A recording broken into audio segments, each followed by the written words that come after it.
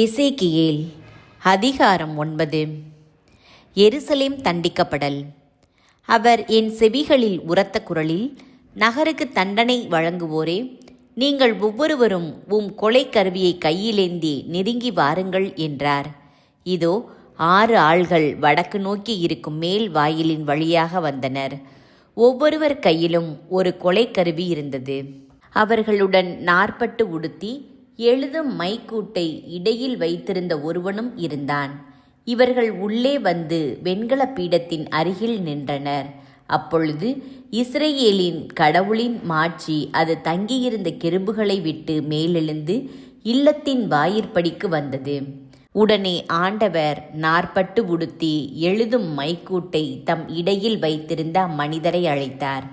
பின் ஆண்டவர் அவரை நோக்கி, நீ எருசலேம் நகரெங்கும் சுற்றி வந்து அதனுள் செயல்படும் எல்லா அருவருக்கத்தக்க செயல்களுக்காகவும் பெருமூச்சு விட்டு புலம்பும் மனிதர்களுக்கு நெற்றியில் அடையாளம் இடு என்றார். என் செவிகளில் விழுமாறு அவர் மற்றவர்களை நோக்கி கூறியது, நீங்கள் அவர் பின்னால் நகரெங்கும் சுற்றி வந்து தாக்குங்கள். உங்கள் கண்களினின்று யாரையும் தப்பவிட வேண்டாம், இரக்கம் காட்ட வேண்டாம். முதியோர், இளைஞர், கன்னியர், குழந்தைகள், பெண்கள் அனைவரையும் கொன்றொழியுங்கள். அடையாளம் இடப்பட்ட மனிதர் எவரையும் நெருங்காதீர்கள். என் தூயகத்திலிருந்து தொடங்குங்கள். அவர்களும் ஆண்டவரது இல்லத்தின் முன்னிருந்த முதியோரிலிருந்து தொடங்கினர். அவர் அவர்களை நோக்கி, கோவிலை கரைப்படுத்துங்கள், முற்றங்களை கொலையுண்டவர்களால் நிரப்புங்கள், புறப்படுங்கள் என்றார். அவர்களும் நகருக்குள் சென்று வெட்டி வீழ்த்தினார்கள்.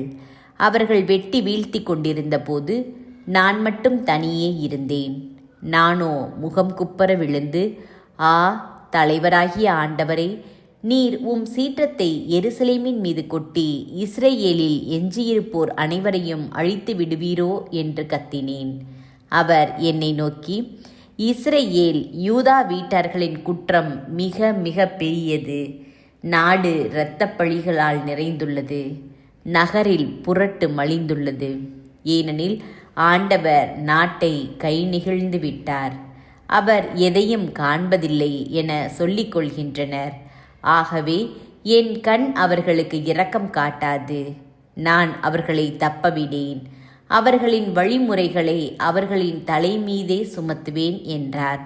இதோ நார்பட்டு உடுத்தி இடையில் மைக்கூட்டை வைத்திருந்த மனிதர் வந்து, நீர் எனக்கு கட்டளையிட்டவாறே நான் செய்து முடித்துவிட்டேன் என்று அறிவித்தார்.